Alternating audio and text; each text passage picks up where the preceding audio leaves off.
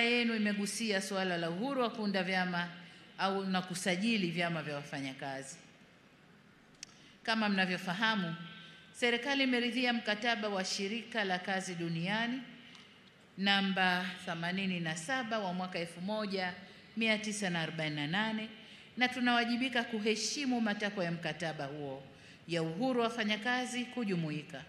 Kwa kulitambua hili, serikali kupitia Sheria ya Ajira na Uhusiano Kazini sura 336 haijaweka masharti yanayozuia usajili wa chama katika maeneo na sekta ambazo tayari kuna vyama vimesajiliwa. Lakini hapa nataka nitoe rai kwa vyama vya wafanyakazi kuendelea kutoa huduma na kusimamia kikamilifu maslahi ya wanachama wenu ili kuwaepusha na ushawishi wa namna yoyote ile unaweza kuwasababishia kujitoa kwenye vyama vyao na kuunda vyama vingine, kwani umoja ni nguvu na utengano ni udhaifu.